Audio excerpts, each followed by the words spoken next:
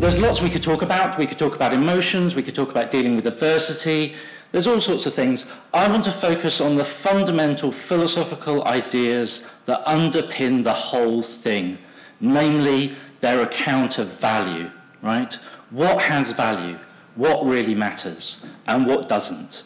And how do we think about some things having value, some things not having value, what's worth pursuing, what's not worth pursuing, those sorts of issues.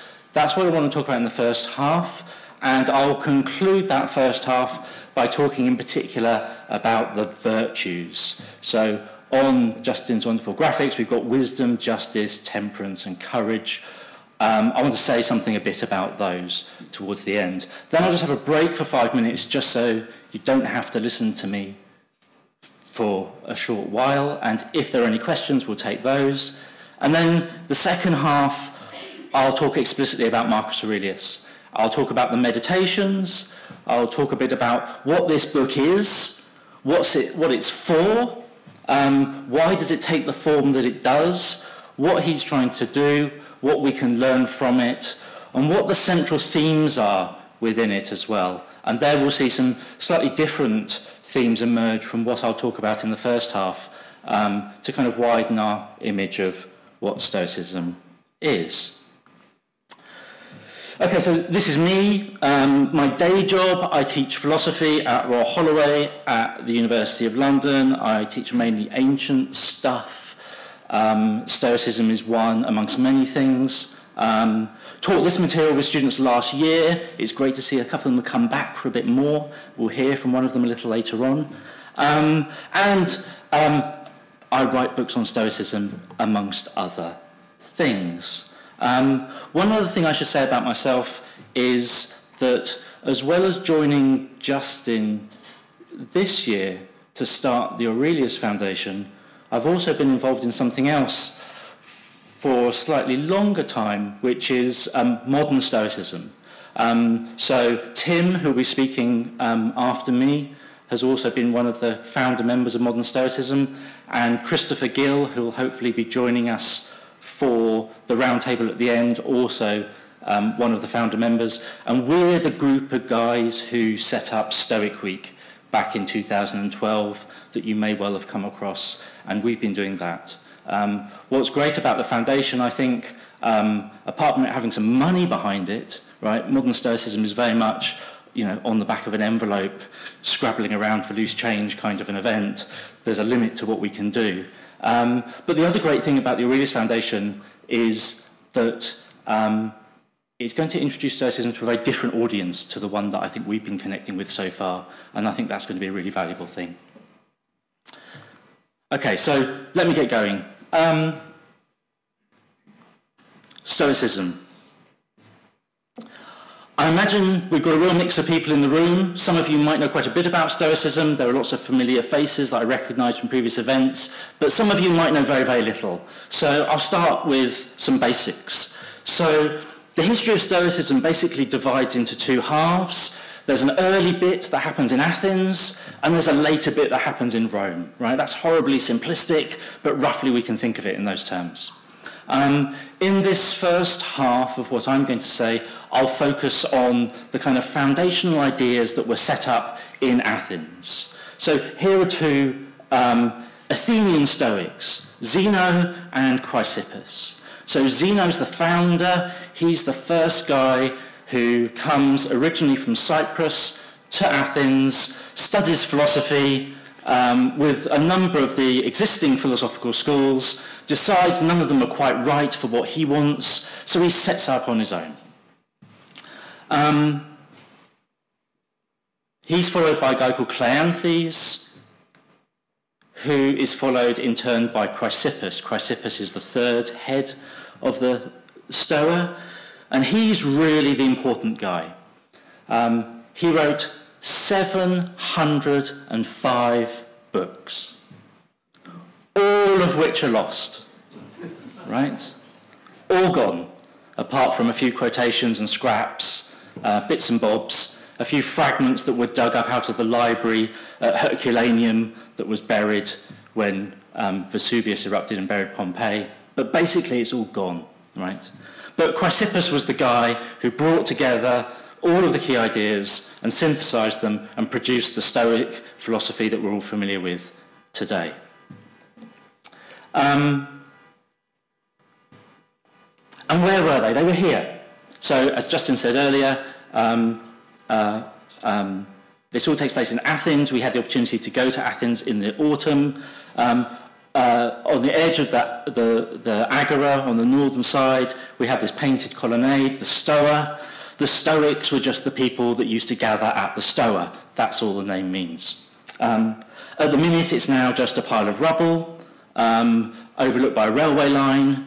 But you can go there, you can do the pilgrimage, and in fact that image is from the board that looks out over the pile of rubble if you go there, hence the bilingual title across the top. So they're gathering in Athens, in the marketplace, right? I think that's quite an interesting thought. This wasn't a philosophy in a closed-off private community, like, say, the Epicureans in their garden or Plato in his academy. This was a group of intellectuals and thinkers right in the centre of the city, engaging with passers-by, not cut off in an isolated academic community. Okay, so that by way of broad historical background. Let's get stuck into the content. So, values. Where do our values come from? Right. So, I'll read this to you quickly, and then we'll talk a bit about it. So, one of our key sources that outlines Stoic ethics says this. It says, an animal's first impulse is to preserve itself because nature made it congenial to itself from the beginning, as Chrysippus says in Book 1 of On Goals, stating that for every animal, its first congeniality is to its own constitution and the reflective awareness of this. For it's not likely that nature would make an animal alienated from itself, nor having made the animal to make it neither congenial nor alienated from itself. For in this way it repels injurious influences and pursues what's congenial to it. And then our source adds, he says, the Stoics reject the idea that our first instinct is to pursue pleasure. Instead, our first instinct is in fact for self-preservation. Pleasure is merely the byproduct that we experience if we get those things that we need for our self-preservation, right? So a thoroughly naturalistic account of why it is we value some things and not others, right? We value the things that will support our self-preservation and we dislike the things that will challenge it, right? And that's just an inborn natural instinct that we all have, that all animals have.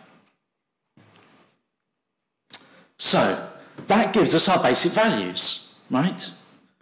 What's good is what's congenial to my nature, what's going to preserve it, what's going to keep me safe and healthy. So food, shelter, warmth, we all instinctively pursue these things. And what's bad, instinctually, is anything that might damage our self-preservation. Hunger, illness, extreme cold. This is how we decide what we want, what's worth pursuing, and what isn't, right? Against the Epicureans, the other school of ancient philosophers that are active at this time, who thought that really what we want to do is pursue pleasure and avoid pain. And I think many people are kind of implicit hedonists like that, right? You think what you're really doing is pursuing pleasure. The Stoics will say, no, that's not what you're after. You're after self-preservation. And when people are put in extreme circumstances, you'll see them put themselves through huge amounts of pain and suffering in order to ensure their survival, right? It's self-preservation that's actually the real motivating force. But we experience pleasure when we get those things that instinctively we know that we need. So pleasure's not the motivating force here. It's merely the byproduct. The Stoics are going to insist. Now, obviously, as I've said, there are other schools of philosophy out there who will argue against this, but that's their big foundational claim. Okay. Now, as I said on the previous slide, our source says an animal's first impulse, right? So this is something that the Stoic thinks applies to animals. We are, of course, animals, but we're not just animals. We're not just animals fighting for survival, right? So a passage from another source to flesh this out a bit further. Man's sense of congeniality is what is according to nature, but as soon as he gets an understanding, right, as soon as he becomes rational and sees the ordering and I might say concord of things which are to be done, then he values that more highly than all those things which he loved at the beginning. And he comes to a conclusion by intelligence and reasoning, with the result he decides that this is what the highest good for man consists in. Okay, so the highest good for a human being is the concord of things which are to be done, Cicero tells us. This is Cicero writing in the 1st century BC, giving a summary of Stoic ethics. And what does that mean? It means to act rationally and to act consistently.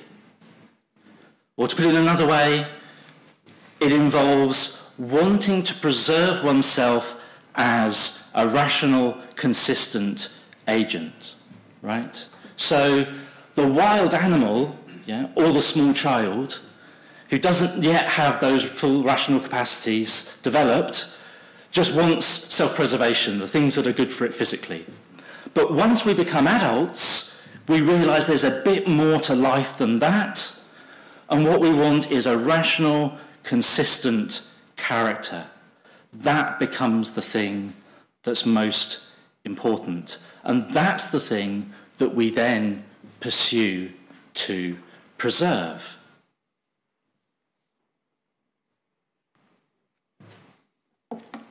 Okay, quick interlude on Socrates, right? Socrates is one of the key role models for the Stoics. They see themselves as Socratic philosophers, and we'll see later Stoics present Socrates as the archetypal role model. So the very famous line from a later Stoic, Epictetus, I'll say a bit about him later on, he says, if you are not already a Socrates, you ought to try to become a Socrates. So he's the kind of gold standard. That's where we all want to get, but of course none of us are going to. Now, here's a famous 18th century painting of the execution of Socrates. So for those of you who don't know the story, Socrates is tried by the Athenians in 399 BC, accused and convicted of corrupting the youth and forced to drink hemlock. This is him drinking the hemlock on the orders of the Athenian court. Now, Socrates by this point is 80 years old. He's an old man. It might be 399 BC, but the Athenians aren't barbaric. They don't take much pleasure from executing pensioners. That's not a good thing to be doing even then, right? So there are plenty of opportunities for Socrates to escape. He could easily have escaped from prison. His friends try to encourage him to escape from prison. Look, guy, we've got a boat in the harbour. Just come with us. We'll take you off to a nice island somewhere. It'll all be good. And he refuses. He says, no. I've agreed to live by the laws of the Athenian state. I've benefited from those laws. I've benefited from the protection that they've given me. It would be inconsistent for me now to flee Athenian justice, having committed myself to live by its laws. I would rather die. Right? He would rather accept the punishment of the state than compromise his principles and survive biologically. So, what's Socrates doing? He's prioritizing the preservation of his rational, consistent character over the preservation of his physical body. Because he now, as a rational adult, identifies himself with that rational character, not merely with his physical being as an animal. So, Socrates could escape from prison. That would preserve his physical existence, but it would compromise his principles. It would compromise to the point that it would destroy him as a virtuous character. Therefore, he can't escape prison. And a similar example of a Stoic in a Roman context would be Cato the Younger, who's pictured here. So famously, Cato was an opponent of Julius Caesar in the 1st century BC, and rather than submit to the authority of Julius Caesar and give up his commitment to the Roman Republic, he commits suicide instead. Because to submit to the authority of Julius Caesar would be to compromise all of the values that he so deeply held, to the point of destroying his integrity. And who would want to continue living like that? So he sacrifices his physical existence in order to preserve his character. Okay, so quick health warning. Suicide's bad. Don't do it. If you ever think it might be a plausible response to the situation you find yourself in, go and seek professional medical help. Right? A couple of reasons why. Well, first, the only context in which suicide might be an appropriate response, the Stoics say, is if you're virtuous and your virtue might be under threat. Good news is, none of us are virtuous. Right?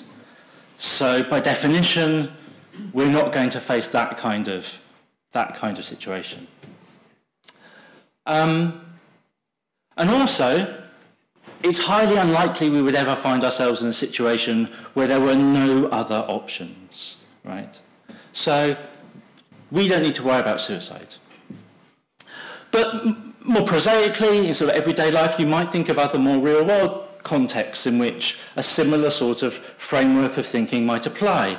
Imagine in a work context, you might be asked to do certain things as part of your job that you feel deeply uncomfortable about. You might think that they cross a line in some way. You might feel deeply uncomfortable about doing those certain things. There's no way in which you can avoid it, and you might make what for most people is a very serious decision, which would be to quit their job rather than continue doing that job if it meant compromising some deeply held values and principles. So that's a context in which this kind of thinking might be more relevant. Okay, so we've got this idea then that your character, your inner, rational, virtuous character is the most valuable thing. Why? Why might you believe that? Well, again, let's continue with Socrates. So there's some more Socratic background here. Plato has Socrates argue in one of the early dialogues, and these are ideas that the Stoics explicitly take over, that external things that we might pursue, things like wealth, reputation, status, health, all of these things only benefit us when we use them in some way. But in order for them to benefit us, we've got to use them in the right way. We need to use them wisely.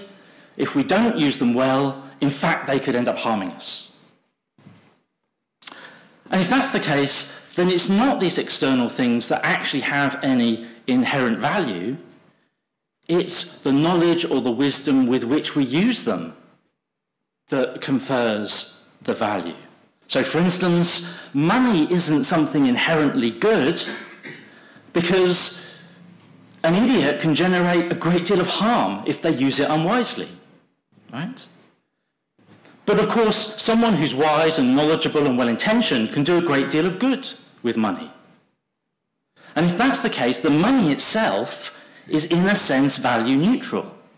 The goodness or the harm comes from the mind of the person that's putting it to work, not the money. So it's the wisdom, the character, the virtue of the individual.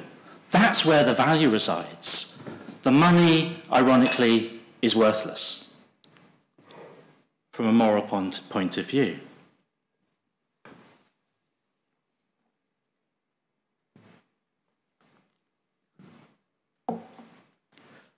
Okay, so what are these inner values that the Stoics, following Socrates, are going to argue that are the only things that are really good?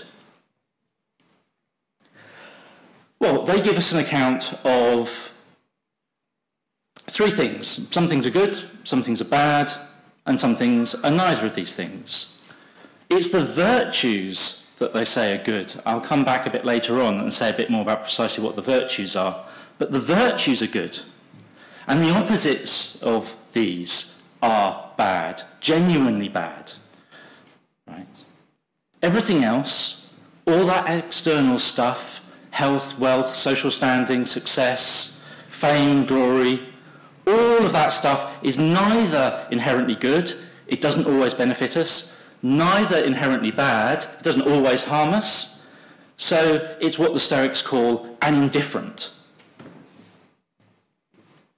So they give us an argument for this. Right? I think it's worth stressing that we're dealing with philosophy here, so you can find contexts in which, you'll see a book of lots of nice Stoic ideas and people will pick it up and read it and say, I found my belief system, this is great, and treat it almost like a kind of a religion, right?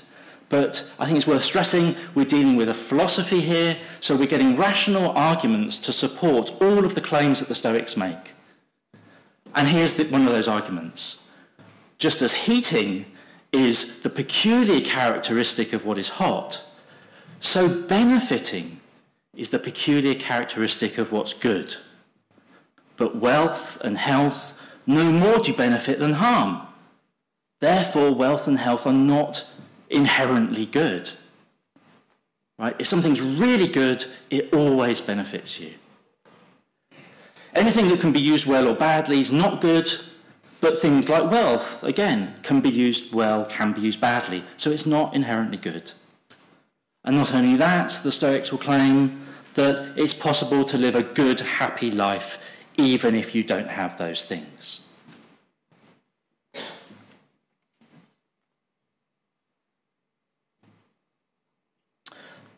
Okay, so this leads us to a distinction between virtue, something that's inherently valuable, and then what we might call indifference, all that external stuff. So, as I've been saying, virtue is the highest good because it always benefits us.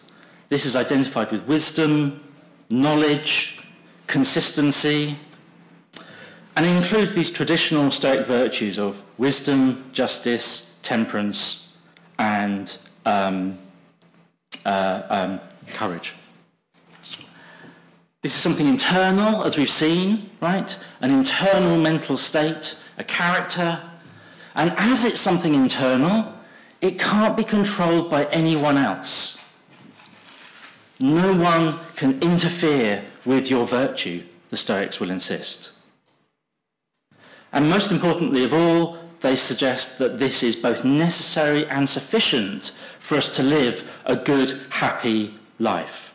Right? It's necessary, it's the thing you need, but it's also sufficient on its own. You don't need anything else.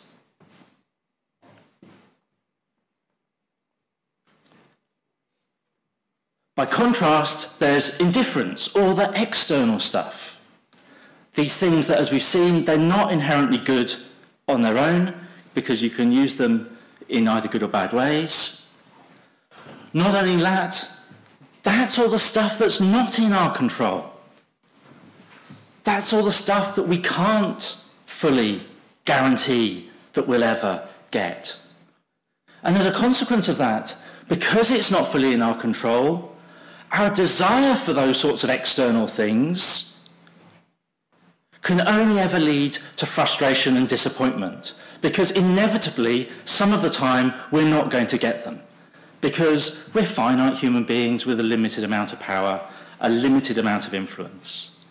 So if we attach our sense of happiness on gaining these external things, then inevitably we're going to be unhappy for much of the time. Now, inevitably, we are going to pursue some of these external things, right? We are going to pursue wealth and success and health and social standing and all of these things. We are going to pursue them, right? And we're going to pursue them because of the theory that I outlined at the beginning, that we still have this natural instinct to pursue them, right? I said we're not merely animals fighting for self-preservation, we're more than that as rational beings, but we're nevertheless still embodied biological creatures that will want to pursue all of those things that will secure our self-preservation. Of course, right? So we all would much rather be rich than poor. We would all much rather be healthy than sick. We would all prefer it if everyone liked us rather than everyone hating us, and so on and so forth. Of course we would, right? And that comes from that basic sense of wanting to secure our self-preservation. So we'll pursue these indifferents, even though they're not the highest good. They're not essential for us to live a good, happy life, but they're part of a human life nevertheless, right? So how do the Stoics square that circle? Well, they do that by, I'll come to that in a moment. First, I want to qualify what I've just said there about indifference. I've said that these are things we'll pursue. Of course, we'll pursue some of them, but not all of them, right? So all this external stuff we can divide into two categories, right? There's the stuff that's preferred, the stuff that we'll naturally pursue for our own self-preservation, health, wealth, strength, all these sorts of things. And then there'll be all sorts of stuff that we'll naturally avoid because it will damage us in some way. Illness, poverty, and so on and so forth. All things inevitably none of us are going to want.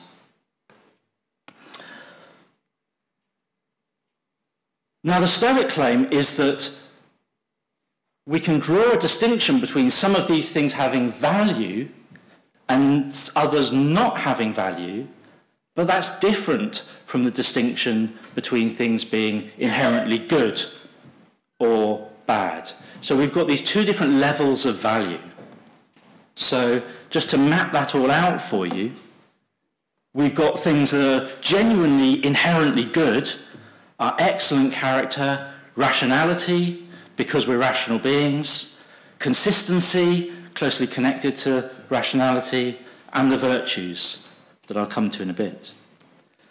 Then we've got things that aren't good, but nevertheless have positive value, and they do so because they contribute to our self-preservation.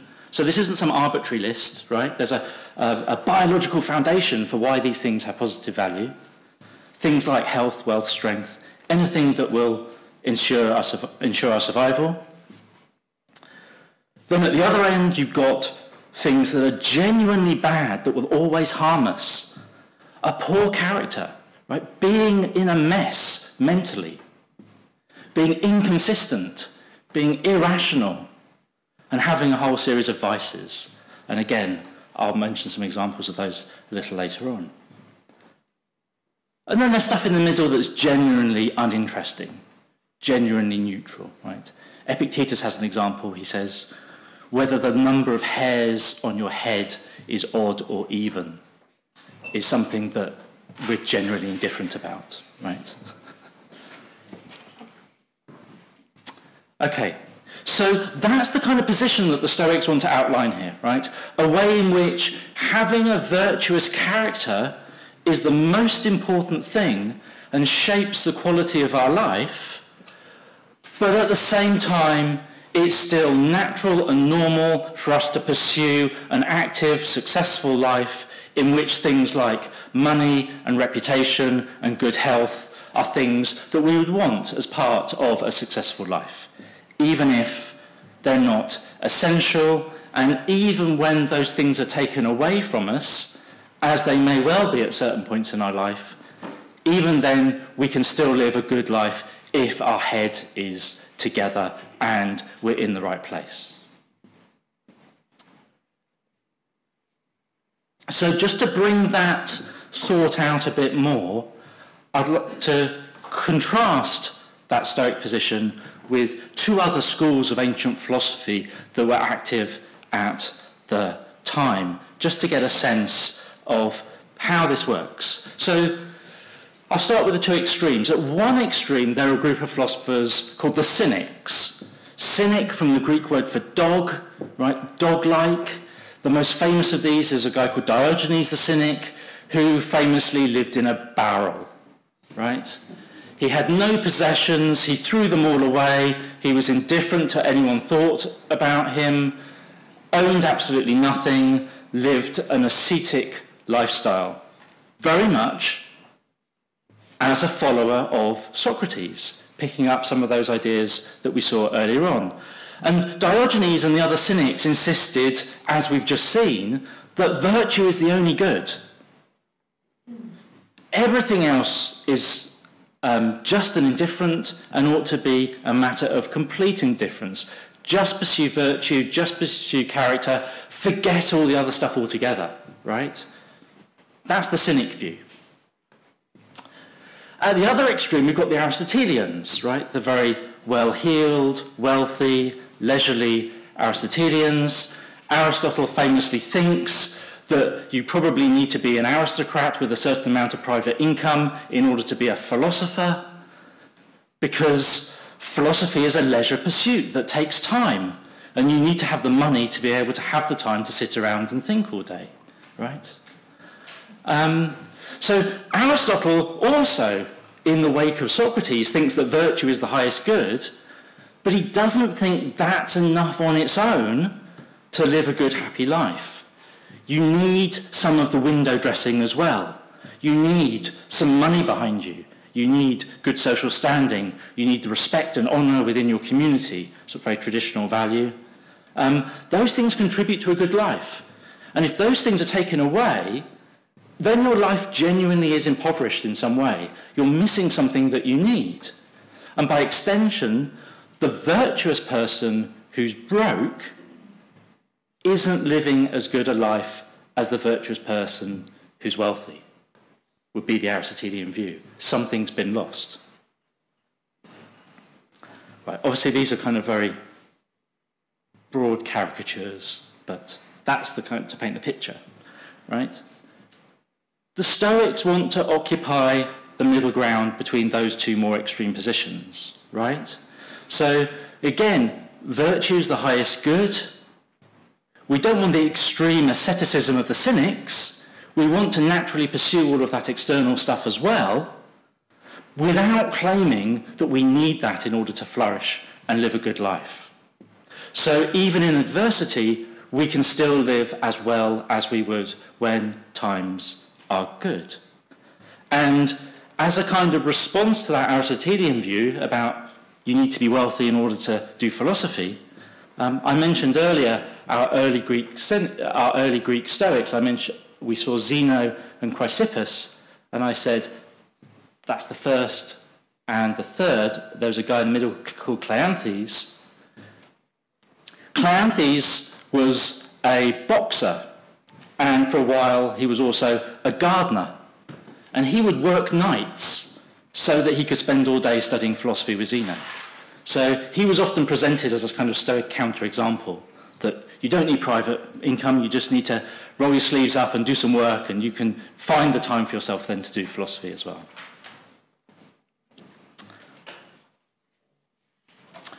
Okay, so that's the middle ground that the Stoics are trying to occupy, drawing on this account of virtue, character being the only thing that's inherently good, but also this fairly subtle position about the status of external things that we think have value as well.